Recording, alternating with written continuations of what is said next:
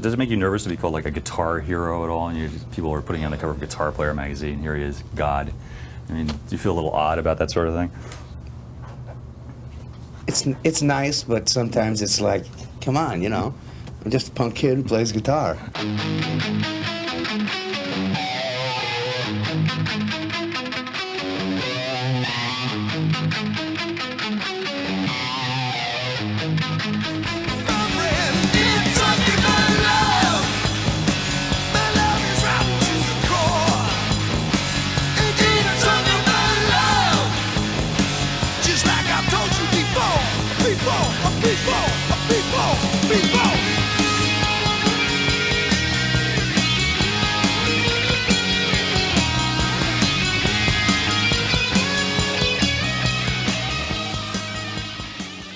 Van Halen's sound, if there is any design to it at all, the sound of Van Halen is meant to spill over all over your turntable and ruin the rest of your records. It's not a goal-oriented kind of thing. Van Halen has no goals. There's no pot of gold for us at the end of the rainbow. We're just here to ride the rainbow. And you're invited, but it's like, you know, it's my rainbow, baby. And we're just going to ride it till we're out of gas, and then we'll leave it. We'll come back a week later, maybe somebody's living in the car. Well, look at all the people here tonight. Van Halen.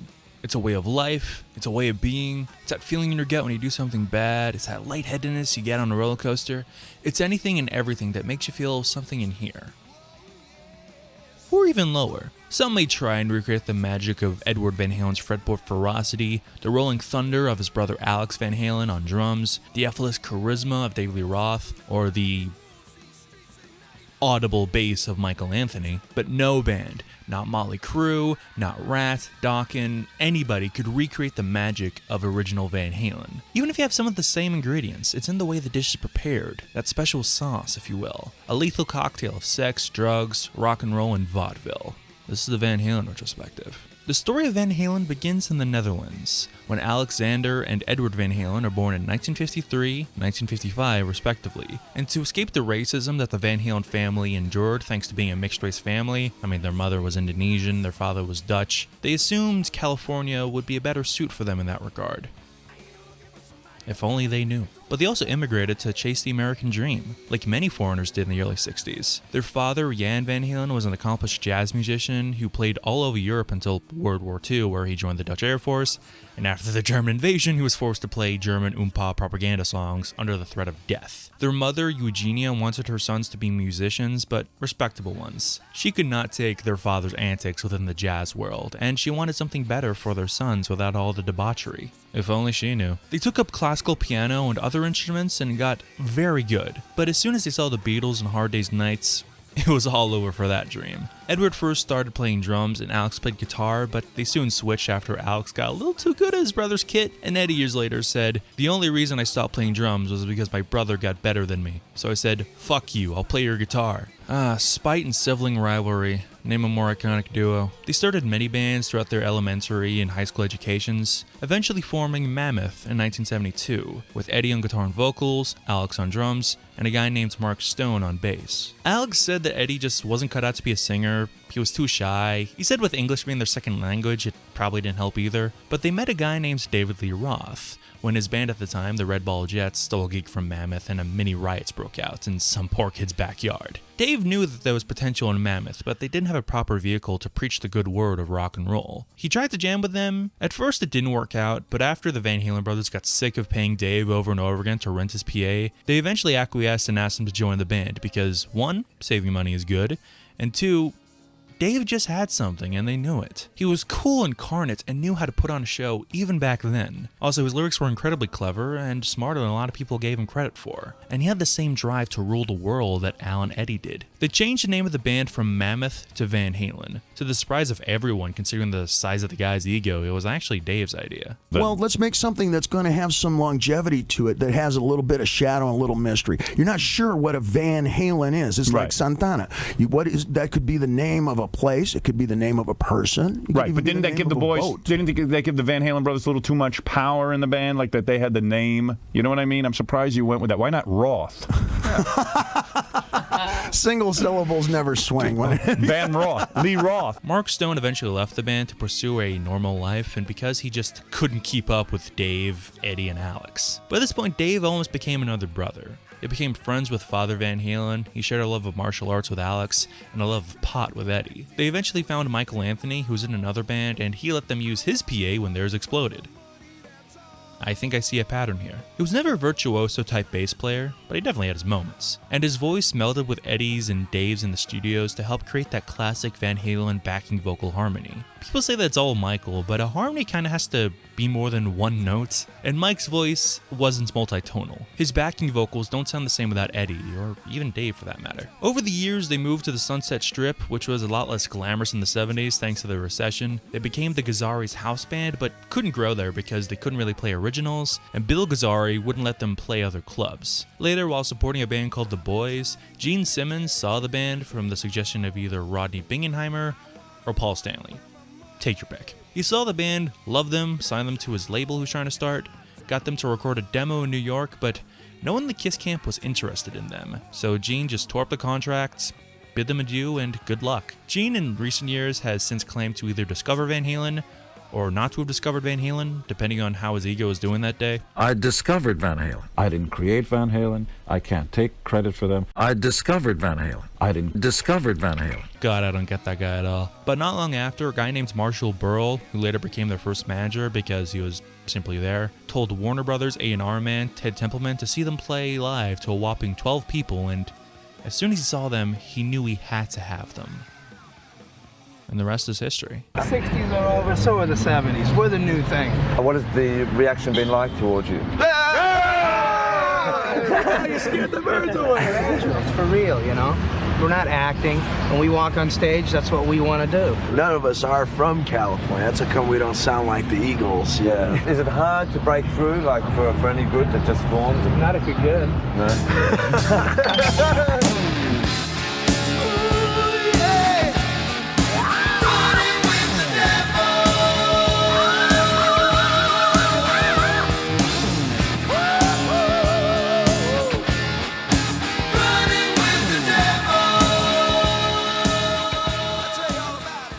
As soon as you hear the opening car horn symphony, you know you're in for a revolution. It sounds like something is landing. With Michael Anthony's simple to the point of insanity bass line just pounding that open E to make their entrance, Van Halen had arrived. Kind of ironic that the first actual member you hear on a Van Halen record wasn't one of the brothers or even Dave. And the explosive nature of Running with the Devil is just perfect to introduce the band. It has everything that makes the band great. Al and Mike in the pocket, those sublime harmonies, Dave's lyrics encapsulating the band's ethos. They weren't for the simple life. They run with the devil, and considering the implication of the band's origins, Mother Van Halen basically thought they were. And when you go back even further to the origins of rock and blues, you got the first instances of satanic panics. But the song is not about being destructive or satanic or anything like that. It's about being larger than life. And Eddie's punishing riffs and how he could shape the dynamic of a song with just his fingers and how he played. Running with the Devil's guitar is of course amazing, but rather simplistic. It's an eruption where everyone stopped to say, "Who the fuck is that guy?" Eddie may not have been first to do tapping and a lot of the techniques he used here, but he undeniably popularized it and helped refine it. Eruption was originally just part of their live set, but Ted Templeman heard it and he said it just needed to be recorded. It's a landmark moment in the history of the electric guitar. Besides Smoke in the Water, I can't think of many other singular pieces of music as important to the instruments than this.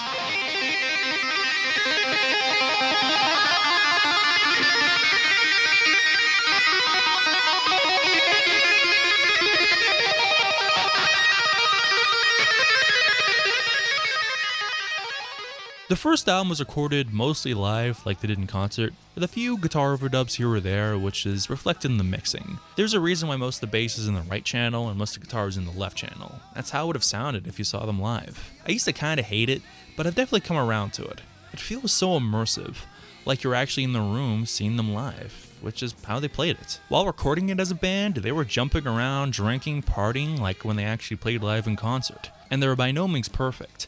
Ed said of Eruption years later in Guitar World, "I didn't even play it right. There was a mistake at the top of it. To this day, whenever I hear it, I always think, man, I could have played it better." And you feel that raw, loose vibe on tracks like I'm the One. It's tracks like this where you can really hear Dave's influences, like Louis Prima, Al Jolson, and even some more off-the-wall things like cartoons and films like Some Like It Hot. He loves vaudeville, and he brings that certain kind of charm to songs like this, especially in the breakdown. Wrap that up in one of the band's heaviest and most cutthroat songs of all time, and you get a song that exemplifies this band's talents. It's a bizarre mix of Cream, Led Zeppelin, and the films of Billy Wilder. I'm telling you, show love, babe.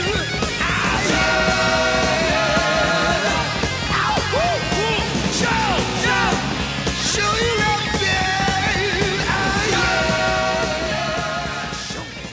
It's widely known that at first, producer Ted Templeman didn't really care for David Lee Roth. At first, he was trying to get rid of him and replace him with a singer he previously worked with, Sammy Hagar from Montrose. I know. What a fucking moron. But thankfully, Mike, Ed, and Al stood by Dave. They were a gang after all. It was either all of them or none of them. They all clawed their way into that studio, and they couldn't just drop him, let alone lose his stage presence, which was a huge draw for them as a band. Ted relented, but signed Dave up with a vocal coach. My first singing coach had 2 tattoos. He had a number right here, and he had another number right there. He played piano and he sang at Auschwitz. Jesus. He was there for 3 years, and he used to tell me, Mr. Roth, sing as if your life depended on it. Can you imagine a gig where one bad review literally puts you up the chimneys? And that was another expression he would use. It's in the music. It's in my voice. It's in every Van Halen song you hear. He eventually came back a bit later, knowing how to sing better. He was eating healthier, laid off on the pot a little bit. But Ted said that as soon as he came back in, it just sounded wrong. He didn't sound like himself. So told him to go smoke some reefer and eat something greasy, and he came back and nailed it. And I honestly think Dave's voice was awesome. Was it technically perfect? No. But most things that are technically perfect aren't worth listening to. He still exudes his same sense of charisma and confidence and cool, even when you can't see him. The tonality of his voice alone told the stories of the songs. And he could croon pretty well too, not to mention his screams. Little Dreamer is always a song I recommend to people who insist that Dave is some talentless hack. It's a dark, haunting ballad that lets Dave soar, as great as Ed's solo and backing vocals are. I mean, it sounds like something from Edward Scissorhands. It's one of Van Halen's best kept secrets. You were the little dreamer. Yeah,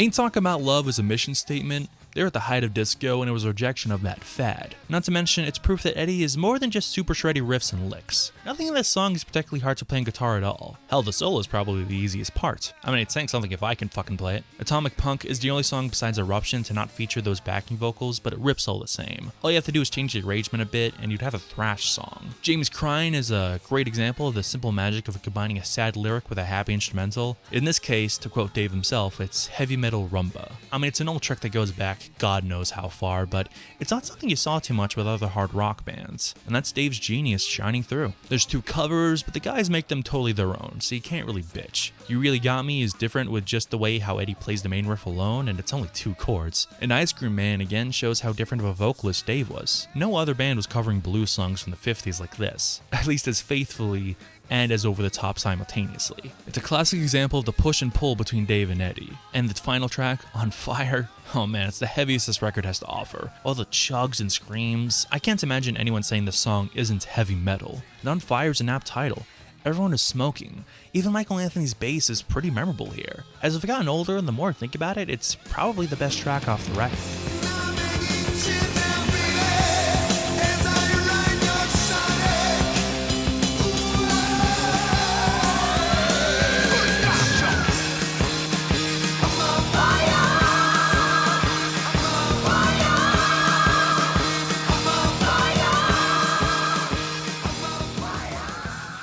And that's a debut Van Halen record, or Van Halen 1 as it's known to most fans. It's probably their best record. They have more classics coming, but damn, this album is just lightning in a bottle. What else can I say? Dave seems to agree too, but the brothers weren't too impressed. Al said that they expected to sound heavier and huge, like Sabbath or Zeppelin. I can't wait to feel your love tonight. In his book, Alex said that they were thinking, oh god, that's what we sound like? Alex didn't like the sound of his drums at all. He kind of blamed Don Landy's hack job of miking up his kits, but I have no complaints whatsoever. It's a perfect melding of hard rock, heavy metal, pop, vaudeville, whatever you want to call it. If you want to get into this band, this record is the only option. If someone listens to Van Halen and they don't get it, then Van Halen is simply not for them. Van Halen 1 eventually went diamond for damn good reason. After a couple of very successful tours opening for bands such as Ronnie Montrose, Journey, and Black Sabbath, and not only holding their own, but consistently blowing them off the stage, the word grew that Van Halen was a name that everyone needed to know.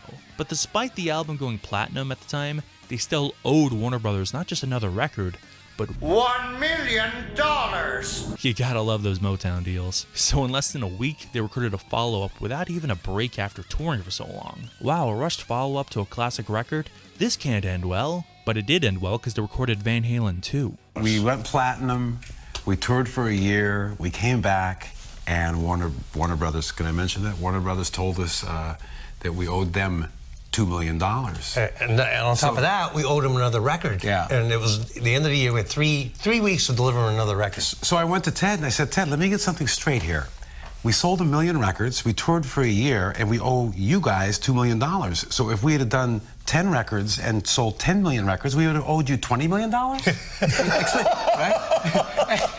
And he kind of looks at me and goes, Why are we doing this? You better call up the ambulance. I'm deep in shock.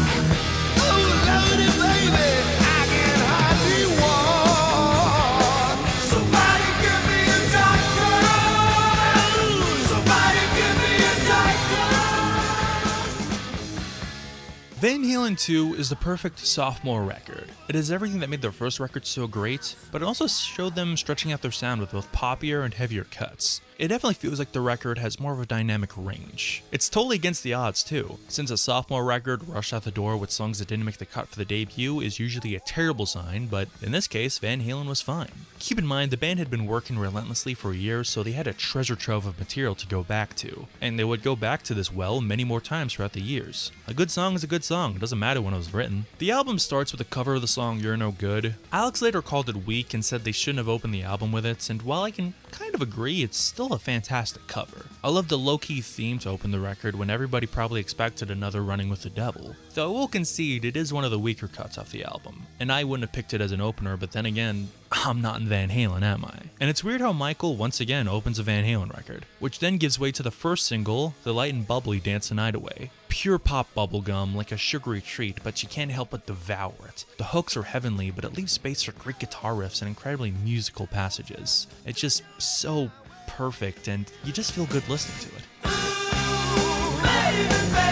Don't skip romance, 'cause you're old enough to dance the night away.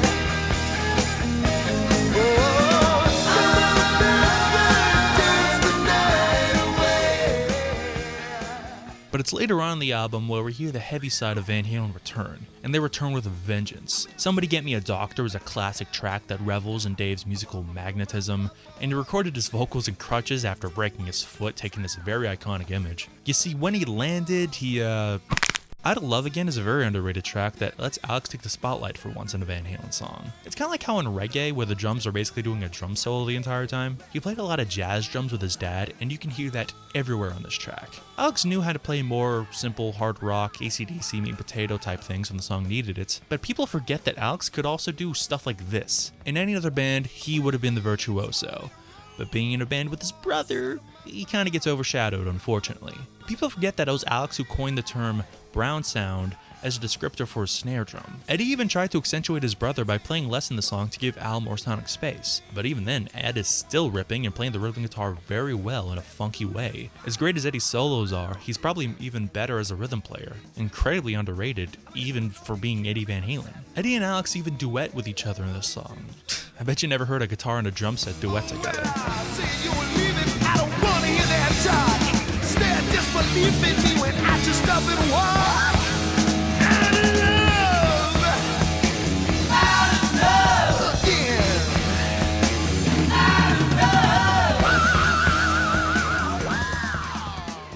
Spanish Fly is basically acoustic eruption, kind of. Once more, it was Ted Templeman's idea. Eddie picked up an acoustic guitar at Ted's at one of his parties, and he started noodling, and again, after Ted saw it, he realized he could do this kind of stuff not only on electric, but acoustic too, so he got Eddie to record it. And if you don't play guitar, you may not realize why this is so impressive. When you play electric, you can hide behind a lot of compression, delay, reverb, distortion, and you can hide perfections. Not to downplay what Eddie did on electric, I'm just being real here. But when you play an acoustic, you're pretty naked. Not to mention acoustics are way harder to play with thicker strings and higher action. There's a reason not many people try and shred on acoustic instruments. Light Up the Sky is Gun to My Head, my favorite off the album. It's got a great chug to it, not to mention atmosphere. You can actually feel the earth shaking, like they're crashing down themselves. Eddie cut the music a little progressive, and I can see, the changes are bizarre and it's not very commercial. Not to mention Alan's drum breakdown, Dave's lyrics, he really paints pictures with words on this one, and his vocal performance, he's really pushing himself. You can hear him running out of breath. There's a reason why in the studio, Dave basically duets with himself,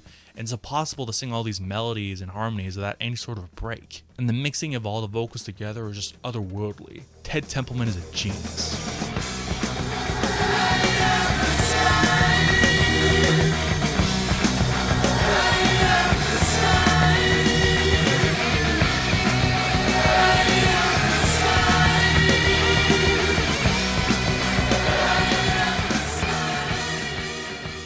I'm not sure if I would say the record sounds so much better than the debut like Eddie and Alex felt, but it does sound heavier with more defined bottom ends. More of that woody earth sound that the brothers were always chasing, and the highs are crisper. So I don't know if it's necessarily better, but I think it probably sounds more like Van Halen. Ted Templeman and Don Landy definitely had a better grasp of recording the band this time around. You can't record Van Halen like any other rock band, that's for sure. The album ends with 2 songs dedicated to the female population, the first one being Women in Love, a softer track with a gorgeous intro from Eddie and even more gorgeous harmonies. It's about a guy losing a girl to another chick, one of few documented cases of Diamond Dave ever losing a girl. You gotta love the bisexuals. The Beautiful Girls just cements this record as the ultimate summer beach album. I wish I actually went outside more often to really appreciate it. You can feel the hot summer sun the guys definitely felt in the studio, despite it being recorded during the winter. It's beautiful girl, beautiful girl.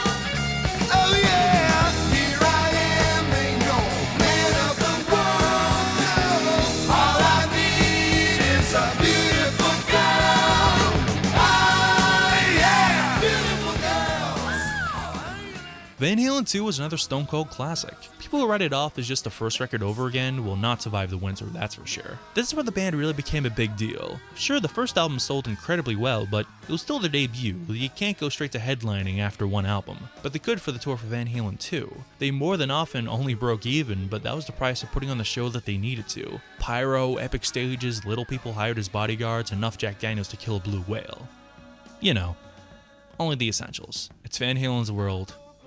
We're just living in it. Just the way I play is in my fingers, not in the equipment I use. You know, like I could play this guitar, that Les Paul, and it's gonna sound like me. Yeah. Whereas someone else who says, oh, how do you get that sound? They could play my guitar and it wouldn't sound the same. It's just my style of playing, no matter what amp or guitar I play, it sounds like me. When we go in the studio, man, I don't strobe tune or nothing. I just pick the guitar up, and if it's in tune, I say my tune to me, and we play. I mean, why does it have to be the same? Who says it has to be tuned to E?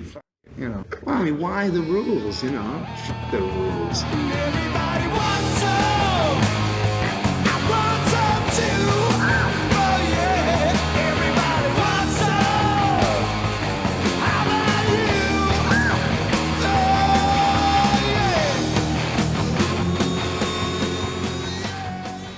Another album that on the surface feels like the band spinning its wheels, but when you really listen to this album, you hear the stretching of their wings once more. Eddie said before the record was released, I love it. I think it's our best one yet. It's not too guitar-oriented, it just got a little bit of everything on it. It's got acoustic, it's got piano, it's got the ball-busting rock, it's got it all. Dave also said, the music has grown, but it has matured. Oh, how I hate that word. And you actually hear it immediately. The first thing you hear when you put the needle down is this.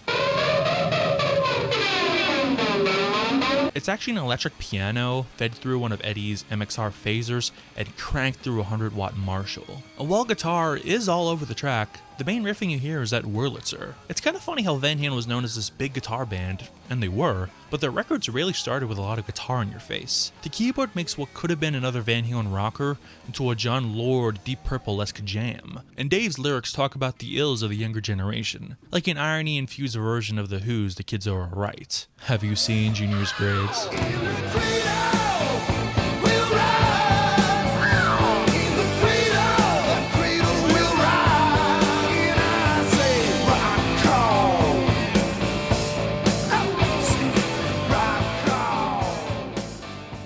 We get the tribal jungle drums of Everybody Wants Some. Perfect proof that sometimes all you really need is a new ingredient to really spice it up or just make something special. Not to mention that breakdown where Dave is flirting with somebody who just walked into the studio. I wasn't taking care of most of my homework like I maybe should have oughta. Right. And they were rewinding tape in the studio, and our producer at the time, Ted Templeman, said, "Dave, are you ready to do the middle part?" And I said, "Sure."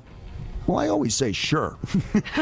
And when he started to roll, I didn't have any lyrics prepared. Right. And there were a couple of gals sitting on the couch, you know, on the other side of the glass, and I just started talking to them. Wow. So it just happened by accident. I mean, just like just off the top of your head. Well, I'm never going to admit I didn't do my homework. Right. I'm sure it ruined many pairs of panties back in the day. Women and Children First also has Eddie using an acoustic guitar for an actual song. Not a knock on Spanish Fly, it's great, but you're not exactly going to be humming it on your way home from school. Take Your Whiskey Home starts like an old school blues tune, with Dave really rasping out his lyrics about a bluesman's favorite pastime, drinking, and driving people away because of your drinking. But as soon as the rest of the band comes in and Ed straps on his electric, you forget how sad the lyrics really are. Though Could This Be Magic is acoustic all the way throughout. It even features Dave playing rhythm under Eddie noodling some tasty slide licks. It's got a great loose feel, sing-along chorus, and campfire atmosphere. They rehearsed it like twice before recording it in the studio live with a few microphones. I mean, Dave didn't even bother to retune his guitar, and they opened the door so the sound of the rain came into the recordings. I mean, it's just pure organic magic. Could this be magic?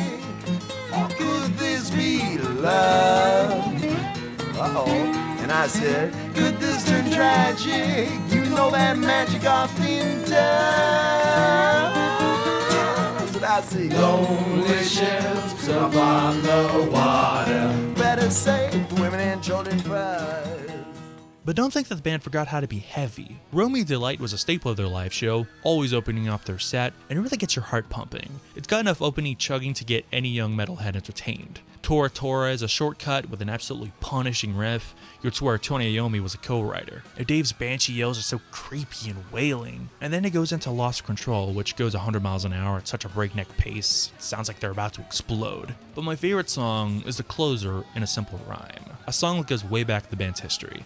They played it at many backyard parties. It's got such an epic scope, like the band are taking you on this journey. Honestly, it's a little progressive with the bizarre structure and those quiet moments that feature such heavenly harmonies in guitar. Not to mention, Michael Anthony actually shows off a little bit with his bass playing, with some really tasty licks and runs.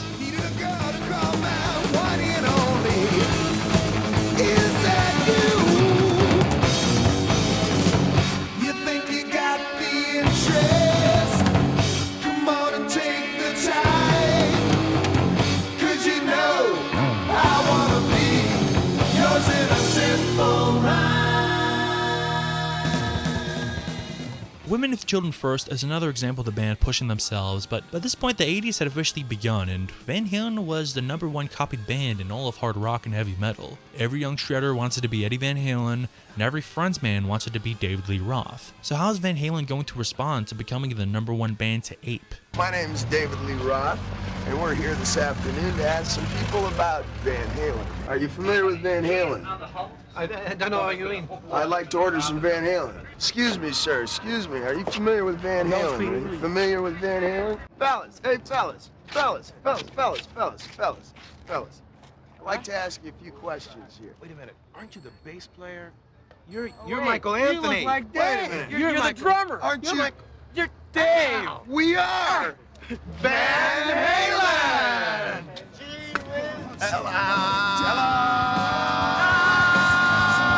Somebody said, man, what in love? Lord, strike that poor boy down. This is home. This is Main Street. This is home. The only one I know. Now this is where things get dicey in the Van Halen story. Some good old drama. Eddie was growing disillusioned with the limitations he felt being within the band. He had points wanted to quit. According to Gene Simmons, he asked to join Kiss at their very lowest. Dave didn't like his soon-to-be wife, Valerie Bertinelli, and Eddie was really getting sick of Ted Templeman. Eddie felt he knew more about music than Ted Templeman and questioned his intentions. Sure, Ted was a great producer, but at the end of the day, he was still employed by Warner Brothers, which meant it was his job to create more hit records. And Ed thought that this kind of business-minded thinking trampled his creativity. There was apparently screaming matches between the two of them over the amount of overdubs Ed wanted to do, but it was an argument he ended up winning since he stayed in the studio into the late hours of the night with engineer Don Landy writing and recording much of the record behind Ted's back, leading to this album being darker, grittier, and meaner. This can be heard on the closest thing to a hit this album saw, Unchained. It's a mean slice of rock and roll that hits you in the soul. It's deceptively easy on the ears, but it's not just a party song, though it can definitely fit any party. That riff is menacing as hell. Dave's lyrics echo the frustrations of the band, mainly Eddie. Nothing stays the same, you hit the ground running. Ed later said, "I love that song. It's rare I can listen to my own playing and get goosebumps, but that's one of them."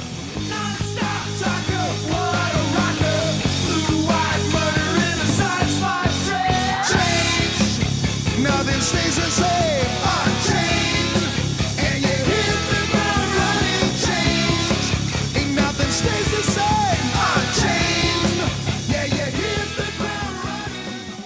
Alex thought of this album like a big middle finger to the bastard children of Van Halen. He called it a virus that swept the Sunset Strip. And while I like a lot of those bands, I think that hair metal gets a little too much shit. Sure, there's a lot of bad hair metal out there, but no genre or scene is faultless. There's plenty of shitty grunge bands too, but people seem to forget about that. And I like grunge as well, so get off your high horses, guys. But I could see where Alex is coming from. The Van Halen brothers grew up encouraged to be unique by their father, and to see so many bands live from them so brazenly, I could understand the frustration. And Fair Warning was like the band saying, "Try and copy this, motherfucker." All these bands try to copy Van Halen by having the big stages and lights, but to quote Dave, Van Halen can play under nothing but a light bulb and will still kick your ass. The opening Mean Street actually starts the record with some guitar and Eddie's just going mental with it.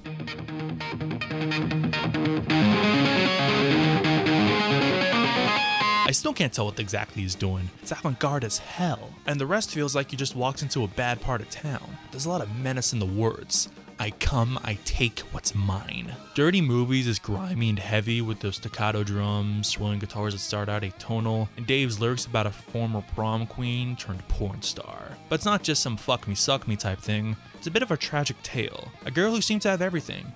She aimed herself for the heights, but instead landed in the gutter. Not to demean sex work and porn stars, I mean, we all watch porn, but the lyrics don't insinuate it's the most pleasant journey. It's the dark side or underbelly of showbiz. And Dave sings it with a sick sarcasm, but there's empathy there.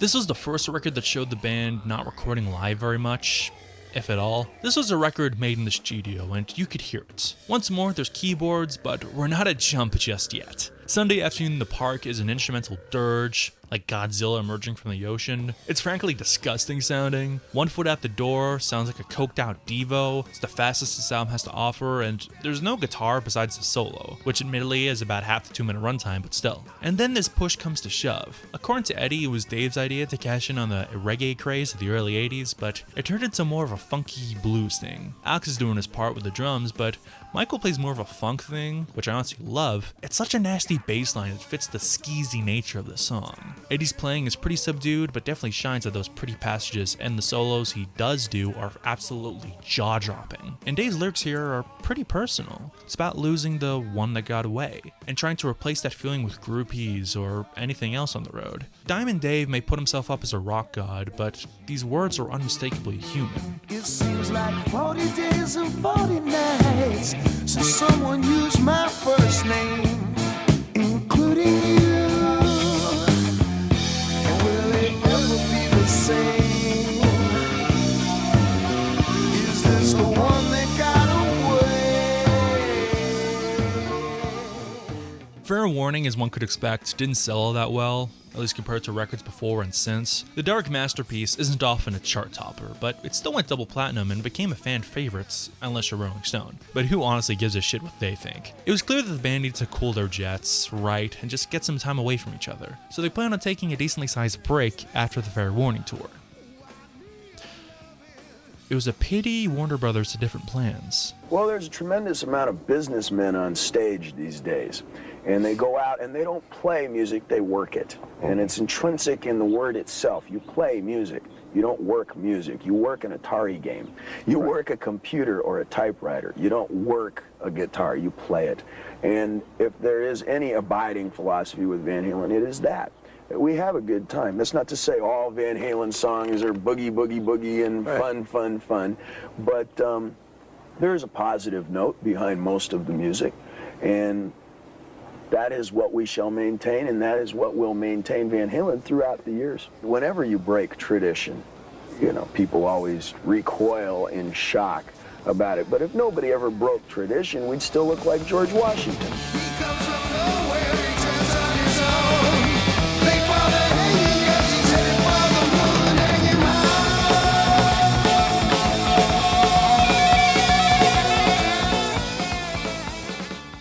Diver Down, the ugly duckling of the Van Halen six-pack, a musical grab bag rushed at the door made up of covers, weird interludes, and songs from the band's club days. You see, the band are absolutely beat after the Fair Warning tour. They needed a break and they needed it yesterday. But to keep the names out there, Dave had the bright idea to record a quick cover song. They ended up with their take on Roy Orbison's Pretty Woman. They made a video for it since this was the dawn of MTV, and as you can see, Eddie doesn't look too fucking happy about it. But unfortunately for them, the single actually did well, and Warner Brothers forced them into the studio to record a new album in less than 2 weeks. It was a shame they didn't have any new songs. Eddie has lamented this. In his mind, they did covers out of necessity. They had to in their club days, but to rely on them like this, he didn't feel like a musician. He often said he'd rather bomb with one of his own songs than get a hit with someone else's. Big words for someone whose first hit was a Kinks cover. But honestly, I kinda love this album. It's by no means perfect, but it's their most eclectic record yet. There's a bit less heaviness, but musically, they're all over the place. There's plenty of hard rock riffs, but there's also classical guitar pieces, show tunes, atmospheric instrumentals, synthesizer madness, and fucking krautrock.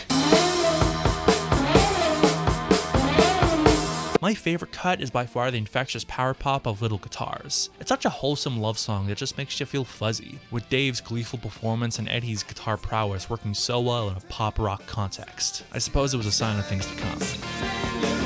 Don't you know that you can dance with me anytime? Can't grow before I'm out of the woods. There's exceptions to the rule. Señorita, do you need a friend? I'm in love with you. Out of the 12 tracks, there's 5 covers.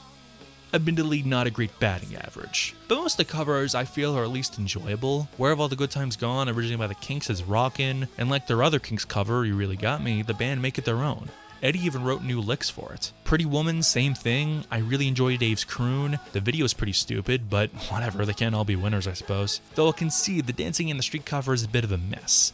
The keyboards are very overwhelming, and you can barely tell it's even a cover until the vocals come in, which makes sense because this was originally a totally different song. And it's a bit of a shame because Dave sells the vocal performance. But Big Bad Bill at Sweet William Now is a cover of an old standard from the 20s, and it kind of outshines all of them. And I love what the band brought to it, as old school as it was recorded. But I mainly love it because Dave had the idea to get Eddie and Alex's dad, Jan Van Halen, to play clarinet. In an interview, Eddie said, "We had a great time. It looked like an old 30s or 40s session. My dad hadn't played in a long time because he lost his left hand middle finger 10 years ago. He was nervous and we told him, Jan, just have a good time. We make mistakes, that's what makes it real." I love what he did, but he was thinking back 10 years ago when he was smoking, playing jazz and stuff. He played exactly what he wanted. To which Dave added, "I think when you hear Mr. Van Halen playing, you have an idea of where Eddie and Alex are now. There's a sense of humor there, a lot of technique, and a whole lot of beer." And despite it sounding so alien to Van Halen, I agree. It's kind of definitive Van Halen, minus the Frankenstrats and Marshall stacks. Big Bad Bill don't fight anymore.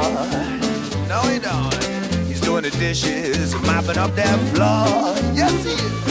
Well, I used to go out drinking, looking for a fight. Now I gotta see that sweet woman every night. Big Bad Bill is Sweet William Now.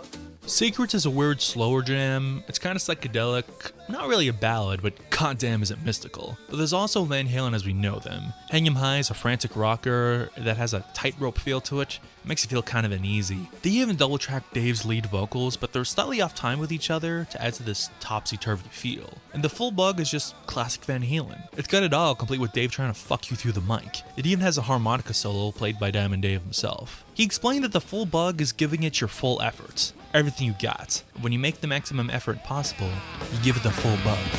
Just like an angel, just talking trash. You make conversation, but she's listening to your cash. Trade ups need to give her this much we understand. All I want to give you one more, the best part of a man. Ever Down is by no means a masterpiece. It's definitely on the bottom of the totem pole when you compare each record so far, but there's just something so Van Halen about it. I can't really trust self-proclaimed fans of this band who bash this record. Sure, it may not have many original songs, but it has the spirit and then some. It's weird, out there, and an absolute joy to listen to. Not to mention, you see traces of where the band would go on later. But as you could expect, the band were not a cohesive unit at all. After the tour, Eddie went off to play guitar on this up-and-coming pop stars record. I doubt you ever heard of it. It's called fucking Thriller. That pissed off the rest of the guys, especially Alex, since Eddie went behind his brother's back to record with the King of Pop. Hell, Dave didn't find out until the song Beat It came out, to which he said, "Man, someone's totally stealing Eddie's thing." No one liked Eddie going off and doing shit without the band. Dave really hated the guitar interludes and said things like, "Come on man, we're a band. No one leaves the arena humming the guitar solo." And when Eddie played the band a demo he had written solely on synthesizers and no guitar, Eddie said, "Come on man, you're a guitar hero."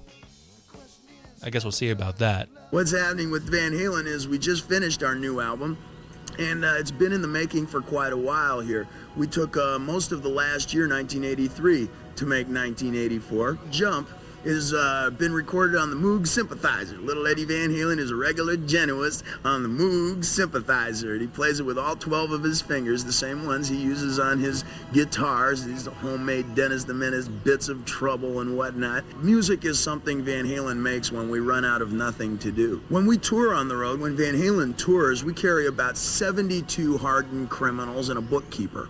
A lot of people witness what goes out on the road with us and they say, wow, it's kind of like a family. And I tell them, well, no, I like to perceive of it more as a gang. Don't you know she's coming at me? You lose her in return. I'll get her.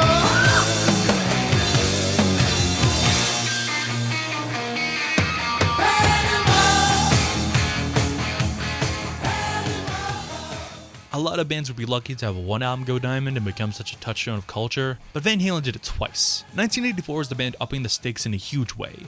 They would just more rock, more pop, more metal, more guitar, more keyboards, more everything. This feels like the band saying, let's take this up a notch. After Diver Down, Eddie built his own studio called 5150, blues code for escaped mental patients, which is maybe how Eddie felt tinkering with the technology available to him. Eddie, Alex, and engineer Don Landy spent about a year straight in the studio, which they admit was cramped and a bit uncomfortable, but they were willing to suffer for their art. Ted Templeman didn't come around as much, though he was definitely present, and Dave hated it because he would come in during the day to find Eddie sleeping because he stayed up all night working. Eddie gets to be a mad scientist and work on songs like Jump, which became their biggest hit by far. Eddie had the song kicking around for years, but he could never get far with it because Dave and Ted Templeman were so against it from the get-go, and Eddie credits 5150 for the song ever coming together. He spent so much time on the demo that Ted Templeman was eventually converted into a believer, and Dave eventually relented and wrote his lyrics. And while people may make jokes about it being about suicide, it's not. It's actually a really uplifting track. It's about being down in the dumps, but giving it your all. You see that girl over there, and you're afraid to talk to her? Might as well jump and go for it. Combined with Eddie's jaw-dropping keyboard skills, you hear all those years of classical piano training eventually get put to use. It fits with the words so well. It makes you want to conquer the world. Jump may not be the best Van Halen song of all time. I don't even think it's the best song of the record. But there's a reason it stuck around so long. Some things are just timeless. Can't you see this standing here? I got my back against the wrecking machine. I ain't the worst that you've seen.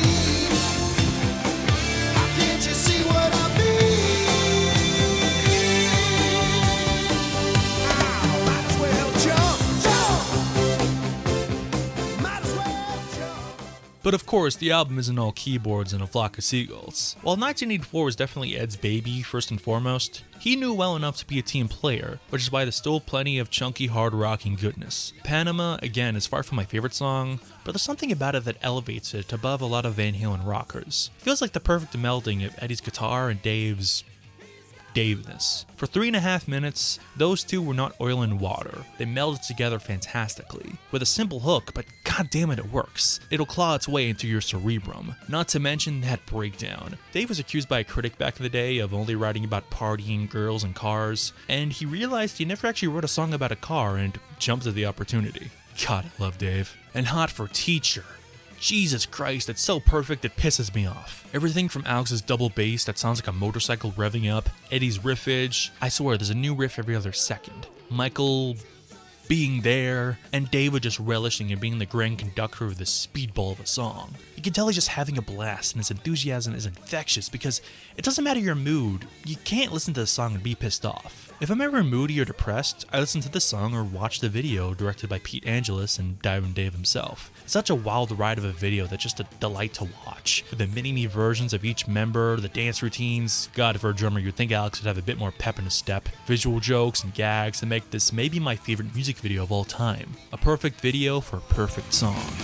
I think of all the education that I missed, but then my homework was never quite like this.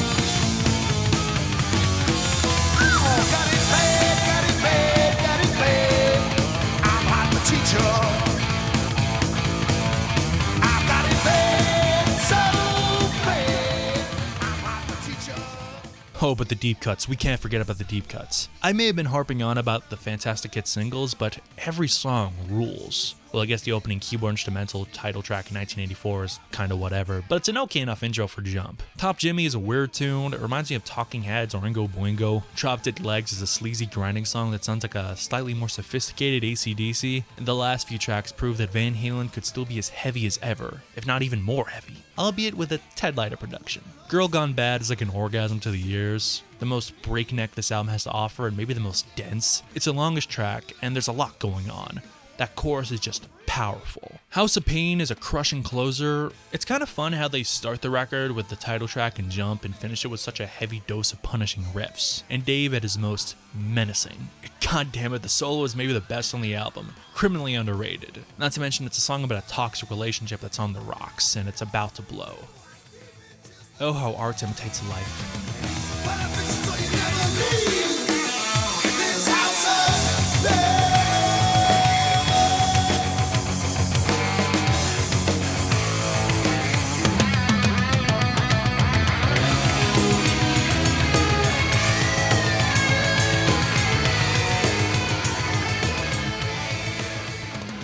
As we all know, this is the last Van Halen record recorded with the original lineup. And usually in cases like this, you can feel the melancholy in the recordings, but not in 1984. It's pure joy. You definitely feel a push and pull, but the band could be pretty professional when they wanted to. But the second single, I'll Wait, is somewhat of an exception. And I'll Wait is a weird song. It was released right after Jump and it charted well. In fact, it charted better than Hot for Teacher. But the lack of video and lack of differentiating factors, being another keyboard pop tune with minimal guitars, in recent years it's kind of become lost in the shuffle a little bit. Definitely not as feel good as Jump. It's a bit more melancholic, moody, and reflective. As great as House of Pain is, I think this should have maybe been the closer. It wraps everything up in a nice bow. The lyrics were co-written by Malcolm McDonald, known for his work with the Doobie Brothers. He was called in after Dave had a bit of a block in writing the vocal melodies and lyrics. He came with Dave and crafted the song about falling in love with a model through their pictures in published magazines, but it also works really well as a send-off to this version of the band.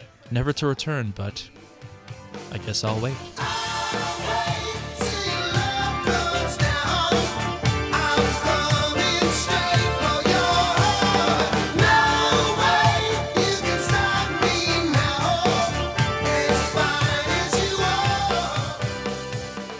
"1984 may not be my favorite record by this band. My Heart Still Belongs to Van Halen 1, but you can't deny they kind of reached the peak of their powers here. And sales-wise, it showed with the best chart performance they ever had. Number 2 right behind, oh, of course. But Jump is a number 1 single. The album, like Van Halen 1, eventually went diamond, and it's just iconic. There's been some revisionism recently with people saying, oh, it's overrated. Well, I can kind of see where they're coming from. I just can't agree with that statement. 1984 is simply a masterpiece. But there was a lot of trouble in paradise. After the 1984 tour, Dave went off to record a solo EP composed of covers. I imagine as a bit of a fuck you to Eddie after he guested on Thriller. It was produced by Ted Templeman, but this was not Van Halen at all. Here we can see exactly what Dave brought to the band, but got balanced out with the rest of the band's hard rock sensibilities. It's pure vaudeville, song and dance numbers, pop songs, just good old fun. It's not going to be anybody's favorite record or anything, but it's a nice slice of Diamond Dave showing off his influences by showcasing his unique take on classic cuts by Edgar Winter Group, the Beach Boys, even calling in favors to get Edgar Winter and Carl Wilson to perform on the EP proper. But the most definitive cut is the medley of two old standards of Just a Gigolo and I Ain't Got No Body, originally made famous by Louis Prima. And just so earnestly Dave. Incurably 80s, I think this would make Kurt Cobain join Al-Qaeda. Not to mention these videos once again directed by Pete Angelus and Dave himself. Jesus Christ, if you thought the Hot for Teacher video was off the wall, these videos are absolute fever dreams and I absolutely fucking love it. Dave had written a movie around this time called Crazy from the Heat, and according to Alex, the script is basically 2 hours of this. And as much as I enjoyed these videos, I don't think I could handle that. And I've seen flicks like Mysterious Skin and Requiem for a Dream on more than a few occasions. But regardless, these covers are just so classic and so Dave. It's definitely not for everybody, but I think there's a little David Lee Roth dancing around singing old standards in all of us. There will come a day when youth will pass away.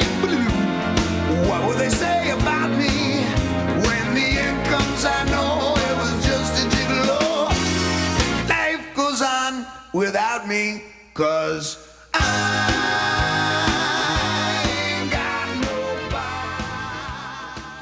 But Dave recording a solo EP really pissed the other guys off, and it all came to a head when Michael, Alex, and Eddie all quit the band and left the Van Halen name to Dave. Pretty weird that they did that, even though it's Eddie and Alex's family name, but whatever. They ended up forming this shitty band with that one guy from Montrose. What's his name? Oh, right. It was Bob James, right? But for the new Van Halen, Dave put together a pretty top-tier band. It was kind of like a supergroup of people who weren't famous yet. Greg Bichonet on drums, Billy Sheehan on bass, and Steve Vai on guitar. And sure, it was a bit of a weird time and all, with such a big metamorphosis of the band, but in times like this, you just gotta eat them and smile. God, it is way too hot to be wearing this many layers, dude. You're doing solo work. Does this mean that the band will soon be breaking up? No. Now that happens, you know. Dave, we got a couple of new guys here. Introduce the new members of your band. Hey, I'm Diamond David Lee Roth. Heard you miss me? Well, I'm back, and I'm not alone. This is Steve Vai and Billy Sheehan. Yeah, we got the Power Twins here, man. Enough with the opening act. It's showtime. Brand new album, Eat 'em and Smile. Boy, woo! That can mean 5, 6 different things. And they're probably all banned. But that's America, man. That's what it's all about. It's like, it's an attitude. Eat 'em and smile. It's both positive and it's aggressive. And, I don't know, maybe it's a lifestyle. show me your bright light in your city lights. All right, I'm talking about the Yankee Rose. Bright light in your city lights. All right, I'm talking about it.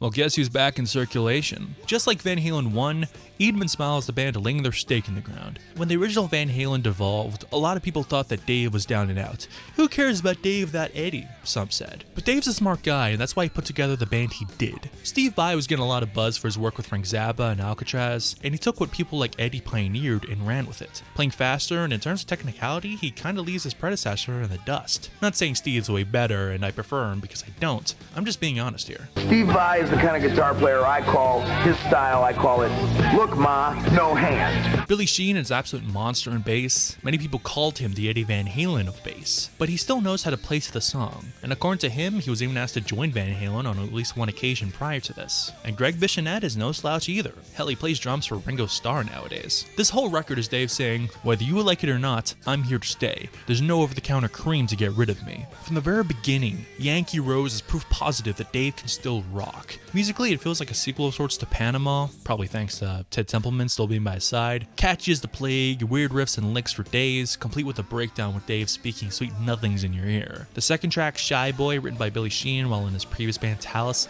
is an absolute barn burner, featuring Billy and Steve noodling and tapping in total unison with each other. It feels like the instrumentals have finally become as batshit insane as Dave is. Eddie's great, but his compositions are quite traditional. Nothing wrong with that, but goddamn, it's so fun to get crazy sometimes. Shy boy, shy boy, shy boy, shy boy, shy boy, give it one more time, boy. Shy boy, shy boy, shy boy, shy boy, shy boy, shy boy, give it one more time, boy. Gotta keep things moving till my personality starts improving.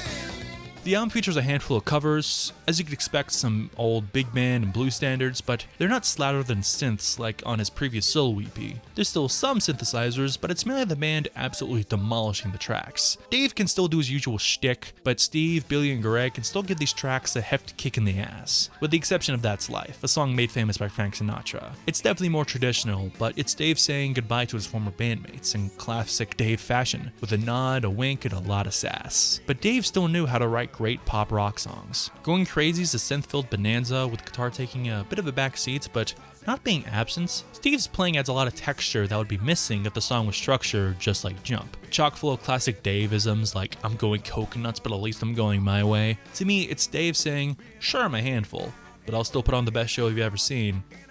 Or that he'll fuck your girlfriend, pal. I ain't complaining, you do the best with what you got.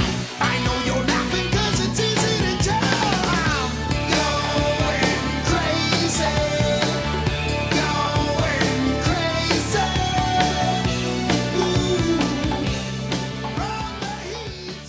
Ladies Night in Buffalo is a groovy tune about being in Buffalo, New York and wanting to get down and dirty and party, but Buffalo is not exactly a party town, and I'm sure Buffalo is a fine place and all, but the song makes it sound like the seediest place you ever heard. Despite the lyrics describing the town as being dead, there's just something to it that gets under your skin a bit. Elephant Gun also shows off the crazy skills of this band. It sounds like every Looney Tunes cartoon being played in your head at once. Just absolutely batshit insane. And from sounding like a cartoon, Dave outright starts singing about cartoon characters in Big Trouble. A kind of weird character study of people fucking around and finding out. Dave matches this weird spoken word Frank Zappa-esque thing with some of his best actual recorded vocals of all time. Combine that with the kick-ass instrumental that proves while Steve may also be a world-class guitarist, he's not Eddie Van Halen. He's got his own style. I say this with love, but Eddie could never do something like this. How many times have you said to yourself, hey, I feel like a yo-yo, I've been here too long. I bet if you ask them, my heroes would say, hey, we're already gone. I know.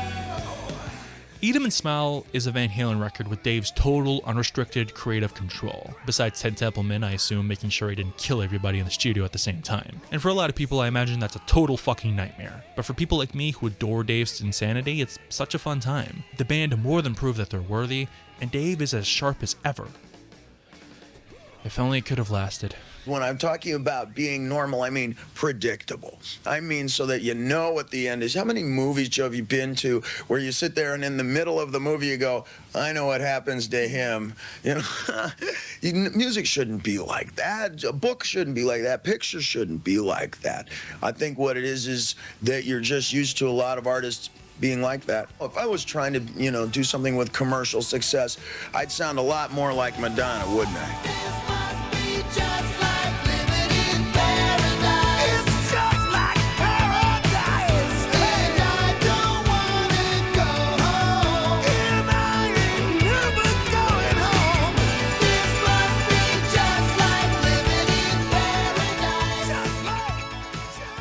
Oh man, I do not like Skyscraper at all. Throughout this video, you may have thought that I was a total Roth tard, and while that may be true to an extent, this album still sucks. Now sure, Skyscraper may have its moments, but goddamn, this is one of the most clinically overproduced albums I've ever heard. For the first time in his career, Ted Templeman is no longer behind the producer's chair for this band. Instead, Dave himself and Steve Vai are. And Steve Vai freely admits that he overproduces stuff. And Dave apparently doesn't understand how to say no. Eat 'Em and Smile was written and recorded like a band, everyone jamming together and working out songs. But on Skyscraper, everyone was separated. There's no musical chemistry, and nothing was stopping Steve from doing guitar overdub after guitar overdub, and no one hit the Casio from Dave. Even Just Like Paradise, one of Dave's biggest hits of all time, co-written by keyboardist Brett Tuggle. While I kind of like it for the nostalgia factor, my mother loves the song and played it a lot, the sugary sweet vibe is charming and the hook is pleasant, but I could totally see why people hate it. If I got into Van Halen when they debuted in 1978, I'd probably hate this syrupy shit too. My favorite song is Damn Good. It's an acoustic ballad that is Dave reminiscing about his time with Ed, Al, and Mike. more than likely. It's the one time off this record the production doesn't feel overwhelming, even though there's still a bit too much going on, as cool as the backwards guitar and stuff is. But to be fair, it elicits a dreamlike nostalgic atmosphere. It's funny to hear the song after Dave sung That's Life only 2 years previous, where he sounded so glad to be rid of these guys. I guess time makes fools of us all. Ain't nothing like it when you're reaching for stars and you grab one for what it is worth. You can tell them we'll be having good times. Damn good times. Not to mention, the songwriting has severely taken a hit too. It feels more dumbed down, there's barely any clever wordplay, and the hooks just aren't there. I don't know what made Stand Up good enough to be on the album, let alone good enough to be a single with that lackluster and stiff excuse for a chorus. I guess Eat 'em and Smile didn't do well enough for Dave, even though it sold 1 million copies, so he's double guessing and kind of being a follower for the first time in his career with all these synths and brain rot choruses. When you're writing drivel like Hot Dog in a Shake, you should probably take a good long look in the mirror, Dave. The one time I kind of like the production is Hina, a song about a relationship that has ended but that you mythologize, which is why it's called Hina. It's the name of a Polynesian god, and the production combined with Steve's licks actually gives a track this earthly feel. If Dave really had to stretch his wings, I'd rather more songs like this than Stand Up, that's for sure. I can hear you softly cry. Your songs are lullabies. I'll whisper in your dreams till you come back to me.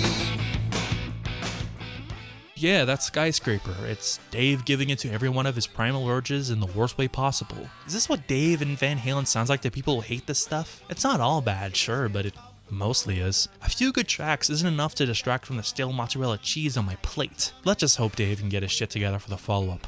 Most of his band just quit instead. We were together in the basement of Dave's house, putting songs together as a band at a bunch, Yeah. hanging out, drinking beers, having a great time. Skyscraper was put together in pieces, one guy at a time. You know, drums were done one day, and then a bass part, and it was really, the band really changed. Before I joined Dave Roth, I was working on Passion and Warfare, because it's still my fascination for recording, and especially this brand of music in my mind. You have to honor your creative impulses, or you slip into depression. Oh, and they happen too. That's unfortunate. A little ain't enough. I remember I'm the guy who told you years ago that everybody wants some. Well, that was then, this is now. Now it's 1991. And if everybody wants some indeed, well, then a little ain't enough. It appeared to me that, you know, if it was a good working title for a single, it'd be a great working title for an album and a spectacular working title for an entire career.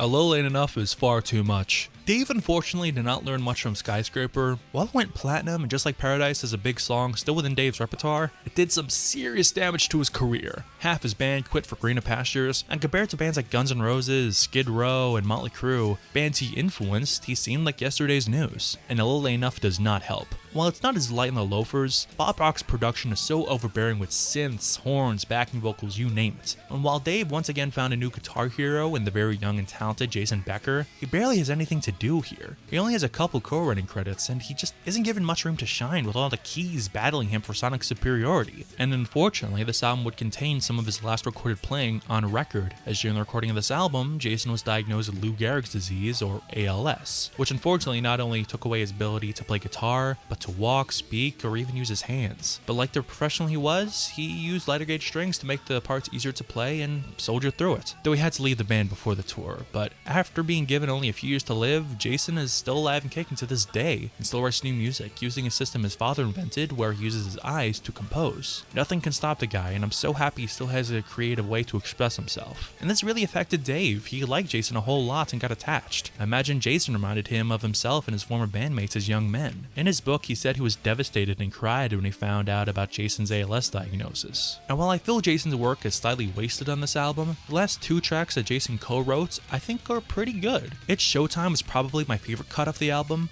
It's fast and vicious with a lot of room for Jason to show off his insane skills, and Dave is in prime form here.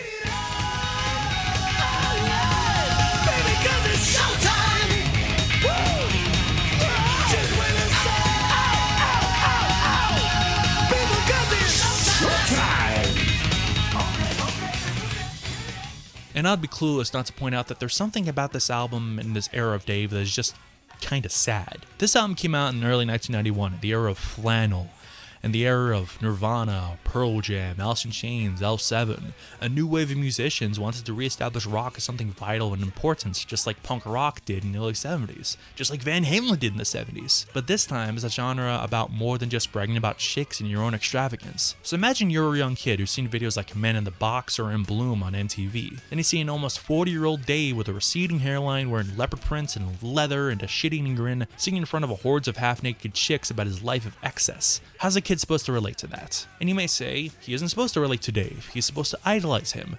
But in an era where rock was supposed to come back to its roots, that kind of self-imposed importance was not enticing. Sure, a legion of kids later idolized Kurt Cobain, but Kurt never tried to be an idol. He tried not to be one, if anything. The adulation that guy received was earned through his music. Whether you like Nirvana or not is irrelevant. But Dave demanded adulation, which made everyone turn off him real quick. Alone Enough is honestly a little bit better than Skyscraper. I think tracks like Drop in the Bucket, Is Showtime, and the title track are good songs, and they're much more hard rocking than anything from the previous album, but it was the wrong record at the wrong time. It still shares enough of Skyscraper's flaws to be absolutely putrid to the new generation of rock fans. It still went gold, but the tour did pretty awful, and it was clear that Dave's brand of hard rock was on its way out. So let's see how Dave made things worse for himself. Okay, you're used to the Ozzy Osbourne approach.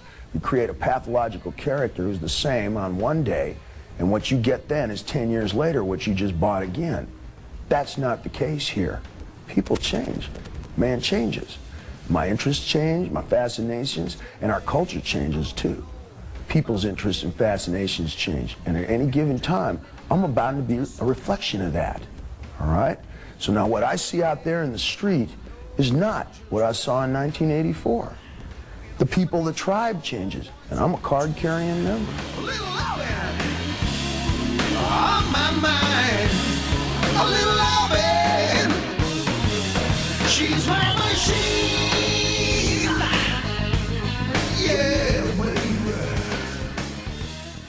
Your filthy little mouth is Dave saying, okay, you don't like my hard rock thing. Well, how about R&B, blues, country, reggae, jazz? Now you must acquire a taste for freeform jazz. This whole album is second guess after second guess. Dave knew he needed something new. The only problem is he couldn't decide on what that new thing was. This is by far his most eclectic release ever, but it's also by far his most unfocused. Unlike Alone Enough, Dave actually looks pretty good. The short hair looks nice on him, as well as the snazzy suits. The only problem is this rebrand was far too little, far too late. No one gave a shit about Diamond Dave by 1994. If he had done this instead of Alone Enough, he might have had a chance. But everyone could see this pivot for exactly what it was.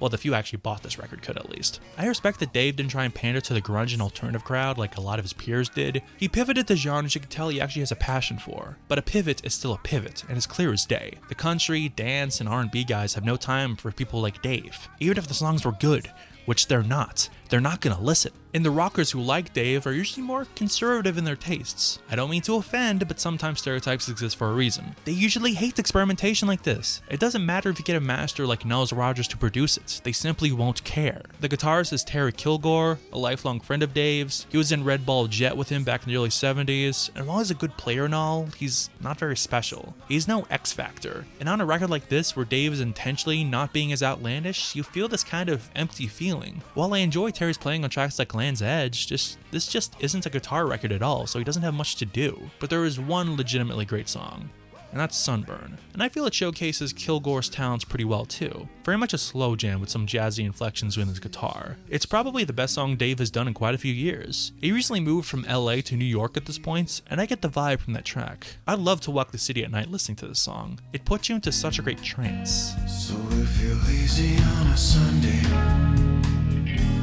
any Tuesday will do. If you wanna get a sunburn, come on up to the roof. But your filthy little mouth really isn't worth much of your time, even if you have a taste for all these different genres that Dave is attempting to do. He doesn't flesh any of his ideas out well enough to justify listening to this clusterfuck. As funny as Dave flirting with patois is.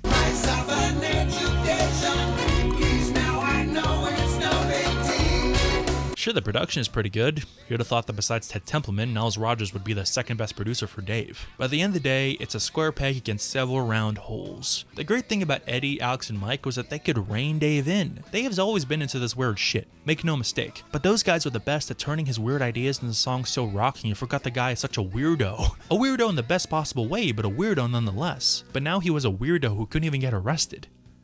Until he did. Speaking of Eddie, Alex, and Mike, a reunion almost happened in 1996. Dave called Eddie after finishing the first manuscript of his book, Crazy from the Heat, to try and smooth things over and repair their friendship. Not necessarily work together again, but just end their silly feud. Ed agreed and invited him up to 5150 with no expectations, and they ended up working on new material that would appear in the Greatest Hits compilation, Best of Volume 1. Ed said to him, "Hey, we'll be friends no matter what, right?" But Eddie was a bit hostile from the get-go. When Dave mentioned he hadn't sung in a bit and he thought the band should maybe jam some old songs to get the juices flowing, Eddie said this: "No fucking goddamn way. We're not going to retrace any old steps. We're not going to do any old songs or anything that even remotely sounds like any old songs. We're going to write a fucking set of songs, or it doesn't matter who the fucking singer is or who fucking sings it. It's just going to be good fucking song and anybody can sing it. We're not going to be doing anything with weird lyrics. We're going to do something where the lyrics are..." I think you get the point. So as you can see, they're off to a great start. Eddie was lying about whether or not they were looking for other singers instead of Dave. Eddie would say, "Oh, it's baby steps, Dave. We're not looking for a different singer." I told him, quote unquote, baby steps. Then he saw press saying that they were auditioning new singers, and we found out years later that behind his back, they were actually working with a guy called Mitch Malloy to be the new singer, and they were working with Dave behind Mitch Malloy's back. It was a total double cross. They appeared on the MTV Music Awards for some reason to drum up press, even though it was not concrete that Dave was back in, and the brothers got mad at Dave, mugging the camera and being the showboat he is, even after Alex told him to milk it. What did you expect Dave to do in a situation like this? That's what he does. That's part of the reason the band was so successful. You made such a big deal out of how disrespectful it was to Beck. And disrespectful to Beck? Very disrespectful to Beck, as he's trying to thank, people, his acceptance speech, whatever. Dave's behind him doing his shtick, and it's like, I don't know. To me, it was embarrassing. Totally disrespectful to Beck. Totally disrespectful. Beck, it was Beck's moment. Totally disrespectful to Beck. Which is a slight that Beck doesn't even seem to care about. The guy would go on to win several Grammys. He probably doesn't care that much about his spotlight over the win for Best Male Video. Dave says he called it off when they found out they want to do a video with Ed, Al, and Mike with a big picture of Dave behind him instead of him actually being there. And Eddie said he called it off when they almost got into fisticuffs backstage during a press conference. If you ever speak to me like that again, you better be wearing a cup. But if nothing else, we got 2 new songs. The last time the original 4 appeared together on record. Originally, Eddie didn't like anything Dave was writing. He wanted to sing lyrics of a song Eddie wrote with Desmond Child and producer Glenn Ballard, but Dave wasn't having that. Me Wise Magic is a pretty dark song instrumentally. Apparently Dave wasn't too into it, but he eventually got the hang of it. And while it's got some cool things going on, it just doesn't have the Van Halen spirit to me. Dave's on fire, but the song just kind of feels stiff. But Can't Get the Stuff No More is awesome. I'm inclined to believe that Dave wrote much of these lyrics after seeing how big of a disaster this reunion attempt was turning out to be. It's more of a laid-back rocker with some pretty great licks from Eddie. God, it's great to hear him back with Dave. His solo is noisy but pretty great and evokes a lot of classic Van Halen without sounding like a retread. And Dave is just having a ball. Vocally, he's maybe better than ever here, and there's so much clever wordplay, not so subtly putting shade on his bandmates. No matter what, Dave is always a bit of a diva, and I love that about him. Like a pizza pie, you serve up the truth. I don't want it anymore. Keep that in mind when we say goodbye, 'cause you can't get this stuff no more. But that was it. 2 new songs. One of which was okay, and the other one which was fucking great in my opinion. It was just too bad it didn't work out. The egos were too big to share an atmosphere, let alone a band. So once again, Ed, Al, and Mike left the band, and they worked with that guy from that band from like the late 80s, early 90s. I think it was Bang Tango. Again, they left Dave holding the bag. Let's see what he does next. We don't have a manager or an agent or the promoter or the publicist, so we could really focus on what we're doing right now instead of scattering our brains towards some sort of a plan. No plan here, babe. Just stand up and serve. Just show up and make whatever's happening today really, really happen. And you know what? Every time I really dwelt on that and really believed it and really practiced it, the greatest things happen. Every time I've tried to grow up and have a plan and think like an adult, it's blown my arm off. Watch me go! Wanna be going, finally winning. Next week we're slipping in it. This game we play, and I'm winning.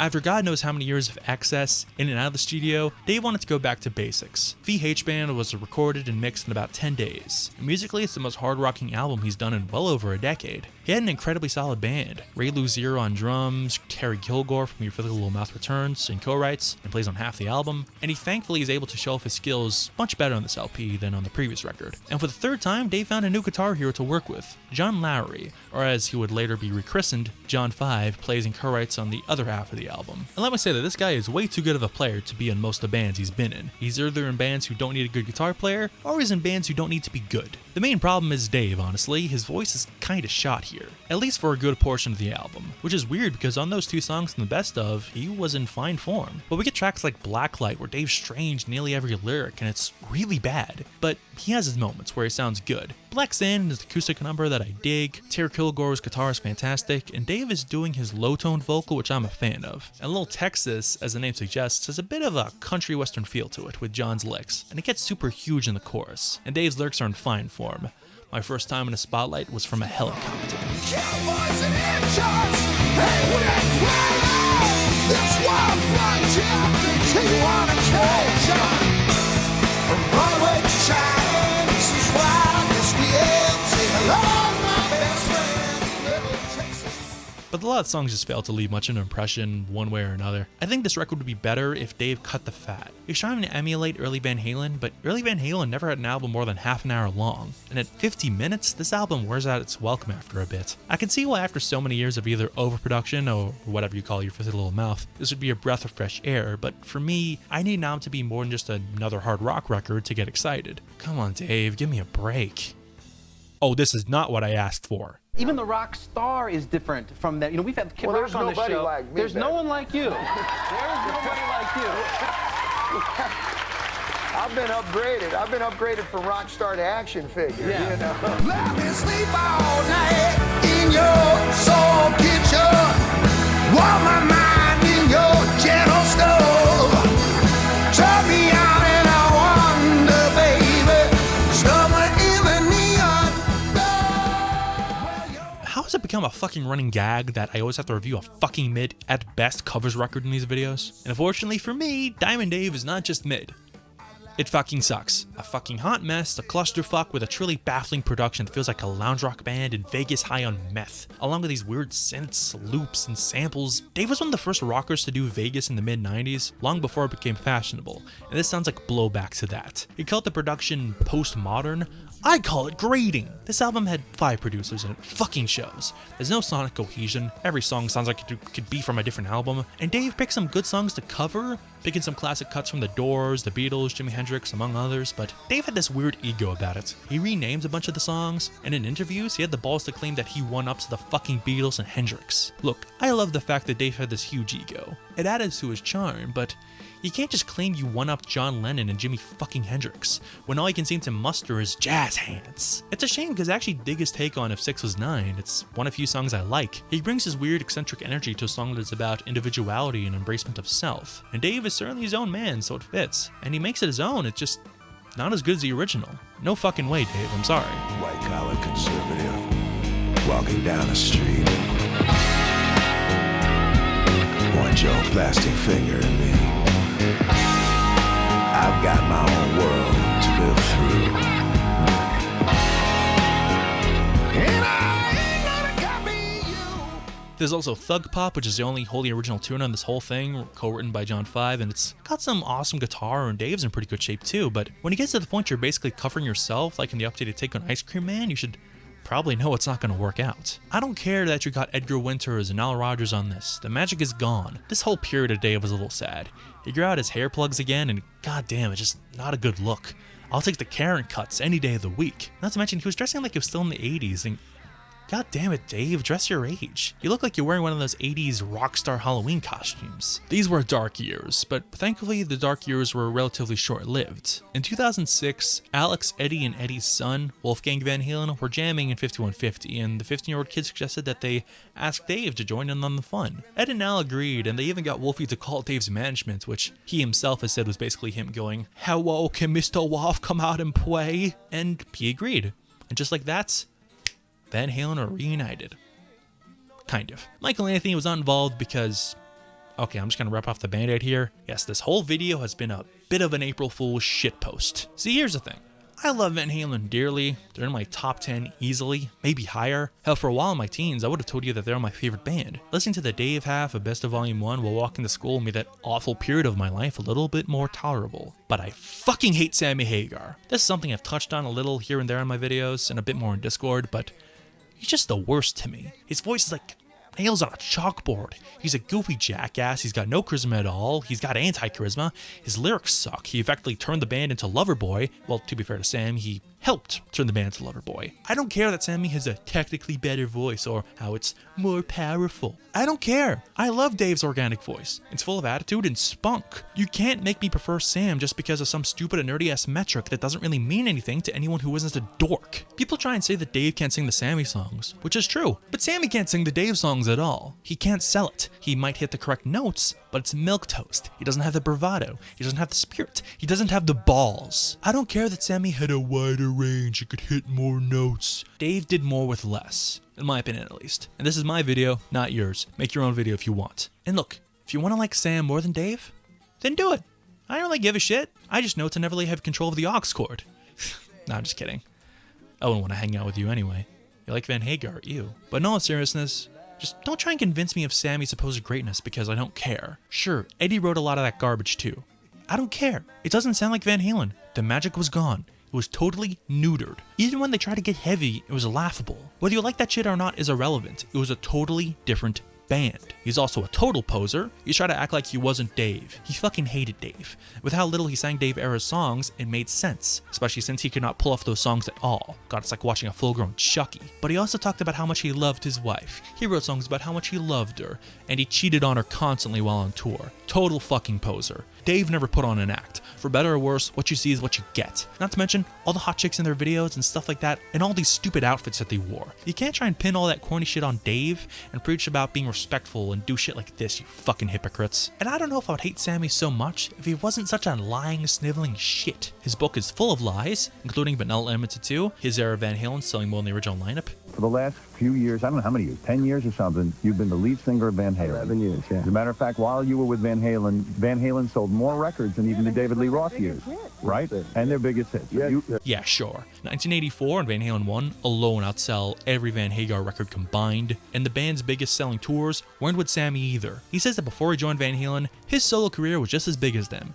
Yeah, the day. Never in your wildest dreams were you even half as popular as Van Halen, Sam, especially during the 1984 era. I believe he even said his solo shit outsold Dave's solo discography, which is also false. When you talk about RIAA certifications, Dave squeaks him out, and only if you include one of Sammy's best of albums, it's about even. And Sammy has way more albums too. People talk about chart positions and how they only went to #1 with Sammy, which one is untrue. Jump was a #1 single, but people also forget that chart performance alone does not mean a record sold more or less than others. For instance, the only reason 1984 didn't go to #1 was because of Thriller. And last I checked, Van Hagar never went against one of the biggest selling albums of all time like that. People also forget that Dave helped put the band on the path to becoming #1. He gave them momentum. Sammy joined the biggest rock band by far in America in 1985. Of course the album went to #1. It was almost a shoo-in. Also, there's this interview that Eddie did in support of Diver Down in 1982. We were like #3 for like 4 weeks in Billboard.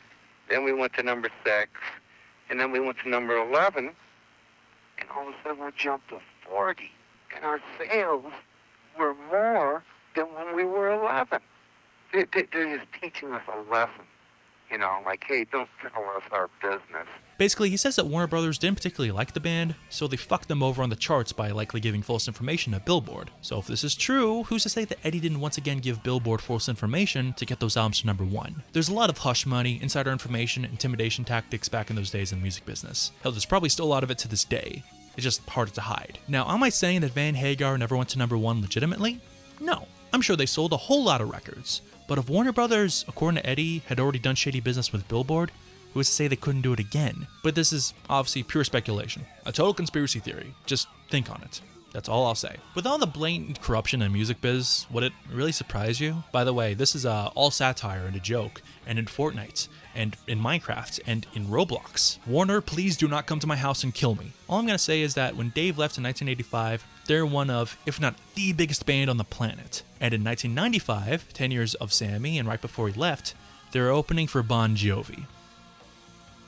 Enough said. By the end of the day, sales, charts, tour revenue, doesn't matter. At this point, I'm sure Taylor Swift is a million times bigger than Van Halen ever was. I only bring this up to debunk it because Sammy and some of his drooly fans love to spew lies for no reason. If you like Sammy more, then just say that and go on about your day. There's no need to create fan fiction. Not to mention how gross a detail Sammy went into regarding Eddie's addictions in his book. He even sold a bunch of them to Rolling Stone prior to his book's release to milk the Van Halen name for all it's worth. Cause he knows no one will buy his fucking book if there are no Van Halen stories in it. Maybe 3 people globally care about the recording of 3 Lock Box. And these stories about Eddie are really dark. Things I don't even want to repeat because they're clearly the lowest moments of the guy's life. Really harrowing stuff. And Sammy sold them in his book for $12.99 for all to read. And this fucker has the gall to say that Alex is disrespecting Eddie's legacy because he only talked about the original Dave era in his book. Sammy, you wonder why Alex wants nothing to do with you? I recommend you consider purchasing a mirror, you fucking megalomaniac ghoul. Sure, people usually dish in their books. Drama sells, of course. But the stuff in Sammy's book goes from drama to bordering on exploitation. He's allowed to tell his side of the story. Apparently the brothers kind of fucked him over when they kicked him out. There's all the stuff about Michael, and he's allowed to say he doesn't like Dave. But have some fucking respect before you sell it to a supposed friend like that and air all their dirty laundry. Man, that ain't your place. I've read both Alex and Dave's book, and sure there's drama, there's some jabs, but they're at least respectful of their former bandmates. Dave even defended Sammy in his book against the brothers when they said that he quit when they actually fired him. Not to be a fanboy, Eddie and Alex talked mad shit about both Dave and Sam, and they totally fucked over Michael Anthony. There's no getting around that. In fact, I find it funny when in Alex's book, he's so shocked that Dave left the band, he left their gang, talking about how they're supposed to be together forever, when Eddie got rid of Michael in the way he did in the 2000s, and he's been trying to get rid of him since 1980 at least. Just ask Billy Sheehan. Were you ever offered the position as bassist for Van Halen? That's what my question is. 3 times, yeah. 3 times? Yeah. Do you remember what tours they were? Like, just to, like, what era of Van Halen it was? Well, it was 3 times? Right, the tour after the Women and Children first tour. But Sammy was a total liar when defending him against Eddie, when he said that he told Michael what to play and that he never actually wrote anything. For Eddie to say he had to show him what to play and had to teach him all those songs, that is the biggest line of bullshit I've ever heard in my life. When in his book, Sammy said the exact same thing. For Eddie to say he had to show him what to play and had to teach him all those songs, that is the biggest line of bullshit I've ever heard in my life. Not to mention when Eddie made Michael sign away his rights in Van Halen to play on that last tour in 2004, Sammy, Michael's best friend forever, never stepped up in his defense. He just let it happen. Some friend you are, Sam. And to prove I'm not a total fanboy, I actually like a few Van Hagar tunes. I like Love Walks In and Humans Being. Montrose has some cool tunes, and Dave is by no means perfect. I only like one of his solo albums all the way through, honestly. Besides even his Smile, his soul discography is a bit of a clusterfuck with a few nuggets of gold here or there. But to me, it has way more of that Van Halen spirit, even at its worst. And look, you don't want to see me shit on Eddie's music for like 20 minutes or whatever. And at the end of the day, this video is still at least kind of a tribute to Eddie Van Halen. And yeah, Michael was out and Wolfie was in. This is partly due to Michael playing with Sammy on Van Halen's off time. You can't just play with Basana non grata like that and not expect pushback, Mikey. But Eddie also wanted his son in the band, and Wolfgang is incredibly talented. As a bass player, he schools Michael Anthony through Ace of Sunday. There's no getting around that. And his backing vocals are great as well, but he's not Michael. And that's that. The chemistry still isn't quite there, but it's mostly there. Well, way more than when Sammy was in the band. And I don't like how Eddie used to constantly shit on Michael. It was always in such poor taste. Like when Eddie said he had a more soulful voice. Eddie, have you heard your singing voice? Are you ever so silent when she wanted to talk? Or couldn't keep quiet when she needed a hug? And sure, Michael's lead vocals aren't good either.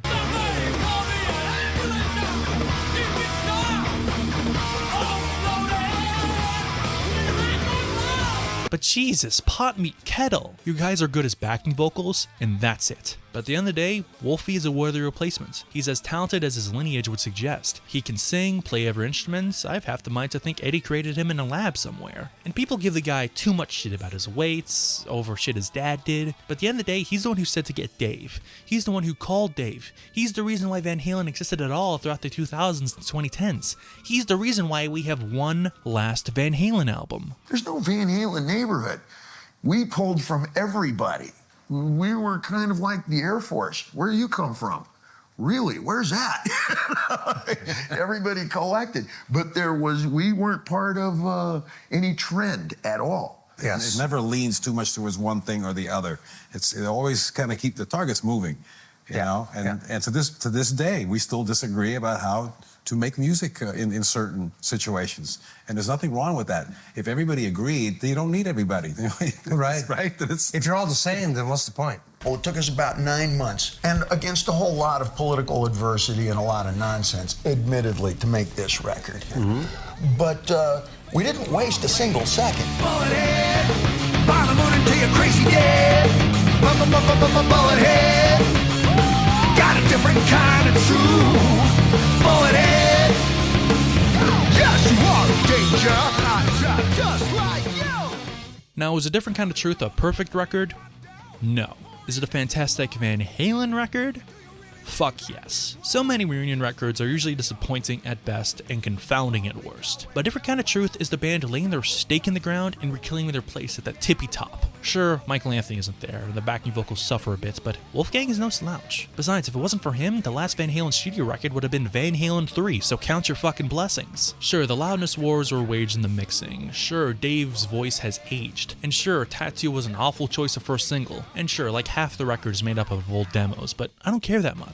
It's just so great to hear these guys jamming again. And as far as the demos, pretty much every album included riffs, licks, and song structures, and whole songs from old demos. A good song is a good song, a good riff is a good riff, like I already said. Besides, Wolfie finding these old demos is what convinced Eddie and Alex to even attempt a new record after the bad reception those awful new songs from the Best of Both Worlds compilation got. But working on these old demos gave the guys gas to not only make a new record, but to write completely new songs too. She's the Woman was the second single, and it should have been the first. It's from the Gene Simmons demo, and it's pure Van Halen. It's got all the hallmarks of the band in their early era, a killer groove, a nasty riff, pretty great backing vocals, and Dave waxing poetic about a one-night stand. I love the line, "I want to be your knight in shining pickup truck." It's just classic Van Halen. And if you disagree, I think you need to get your ears replaced. That song ain't dirty, it's really just the way we sing it. Sing it. She's the one man. Sing it.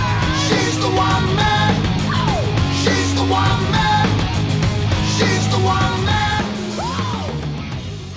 And honestly, Tattoo is not a bad song. Sure, it's a bit too poppy, Dave's lyrics leave a lot to be desired, and the main hook is a bit underwhelming. Honestly, the pre-chorus is a way better hook, but still has a nice laid-back vibe, though it's definitely one of my least favorites. It should not have been the opening track or the lead single. I have no idea what the guys were thinking there. You and Your Blues would have been better with infectious hooks, or better yet, pick some of the heavy songs. Chinatown has this great opening with Wolf and Ed tapping on their instruments in unison, and it's so cutthroat, complete with lyrics like Headless Body and a Topless Bar. Bullethead is ferocious too, even Dave sounds super angry. As Is showcases Alex's supreme talents, he's going nuts on that track. God, and Honey Baby Sweetie Doll is probably the weirdest song this band has ever recorded. It's absolutely bonkers heavy and just stinky. Eddie's going absolutely apeshit. He's almost doing a guitar solo throughout the entire thing. So many added effects. The guitar sounds like an alien device designed to turn your brains into mush. It's a mix of Sabbath, Frank Zappa, and Kraftwerk. This album is the return of the Eddie Van Halen I love. The keyboards can be cool and all, but Ed, this is what you were put on this earth to do. Dave's dog even gets in on the action. This is an aged Edward Van Halen, and he's using all the tricks he's learned over the years, and it's a thing of strange and bizarre beauty. I love it so much. I'm like the ocean when the moon is full. I'm a face grenade with a sex chemical. Baby lover, angel faces, satin dog, straight up faces.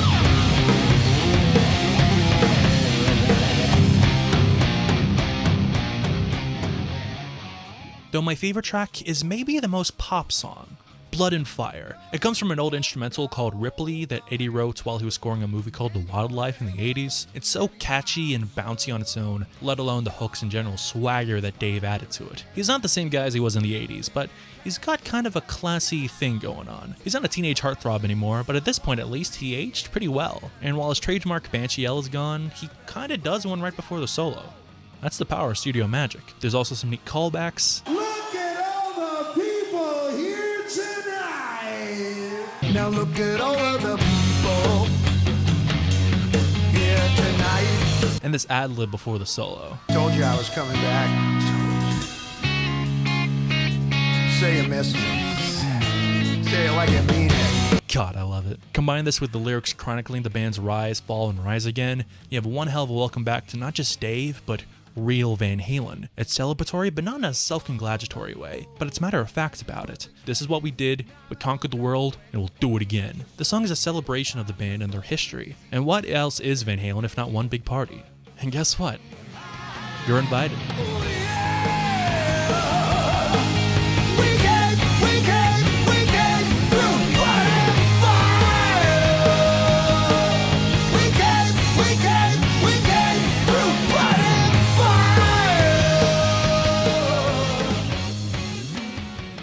A different kind of truth is about as good as one could hope for. There's flaws, sure.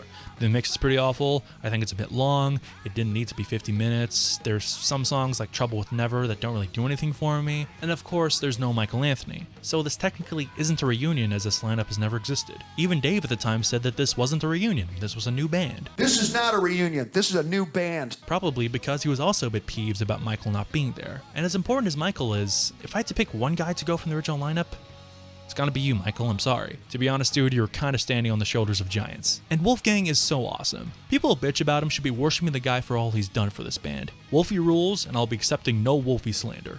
He's a good egg. And at the end of the day, as a swan song of Van Halen, this record was a great way for this band and Edward to say goodbye to us. And that was it for this band. They did another tour in 2015, which is a bit problematic as Dave's voice was super hit and miss. More often than not miss. And I'll be real, he was real rough in that Tokyo Dome live album.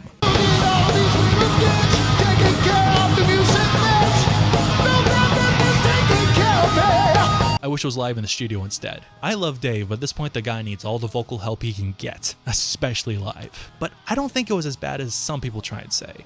It could have been worse, and if it's any consolation, Wolf, Eddie, and Alex are all on fire in that live album. But after that, it went dark. You occasionally saw Eddie make the news when some oblivious Tool fan asked him to take a picture. Apparently they were riding with Chris Cornell, but that went nowhere. Apparently there were some kitchen sink tours talked about with Dave, Sam, Mike, even Gary Sharon. But none of that happened because on October 6th, 2020, Wolfgang announced that after battling cancer, Edward Van Halen had passed away at the age of 65.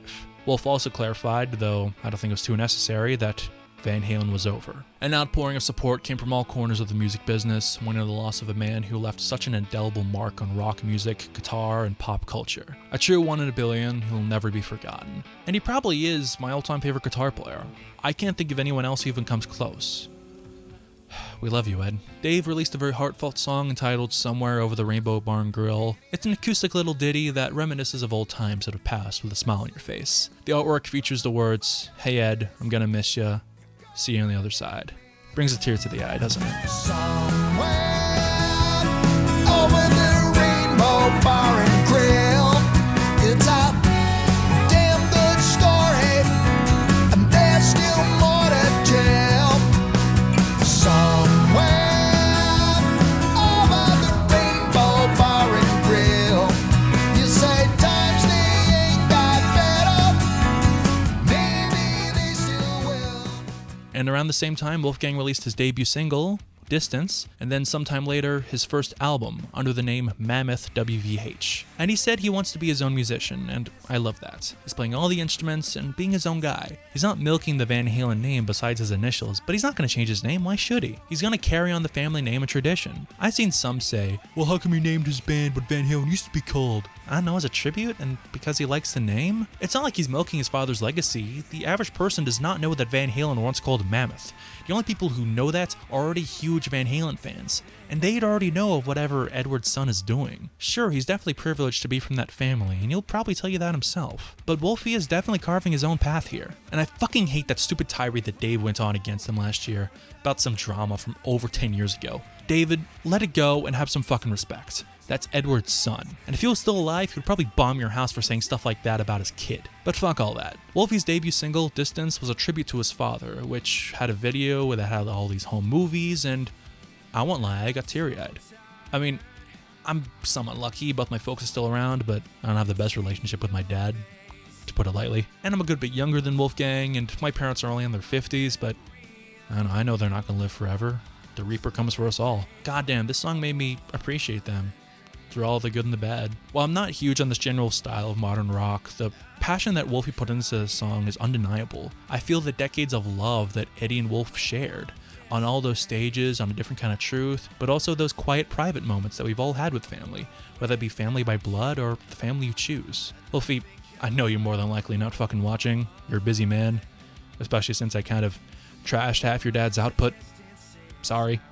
But if you are watching this, can you send me an EVH guitar, please? They look really cool. I'm just kidding here. And I know you already know this, but I cannot imagine the pride Edward had and still has for you somewhere out there.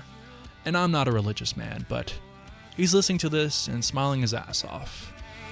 I hope you know that. No matter what the distance is, I will be with you.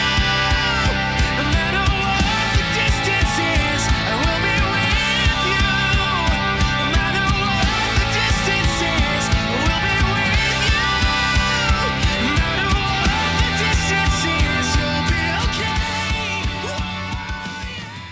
But yeah, that's the story of Van Halen. 4 guys from Pasadena who did good and forged a legacy of music, guitar, partying, and just good times. Sure, it ended a bit bittersweet, but no one here gets out alive. Alex said that there's a bunch of demos for like 3 or 4 new albums and that he might try and use like AI here or there, but Al, maybe just leave it if you have to resort to that. There's also Alex's book, released last year, which I've already made reference to and that I read as preparation for this video. And people have bashed it because it only covers the original Roth era and there's a lot of quotes from other people, but this is a love letter to his brother and their struggles. I can only imagine how Al feels nowadays since his other half is now gone.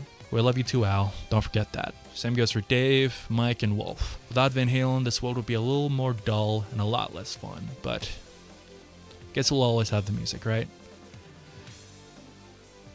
Take it easy, party people. In, 20 years or whatever, when we're looking back on the sound of the 70s and 80s, looking back on the rock and roll encyclopedias, how are they going to sum up Van Halen? I think they're going to sum up Van Halen by the way I'm going to put my gravestone up, and it's going to say, here, folks, have one on me. I told you I didn't feel well. Happy birthday to you, till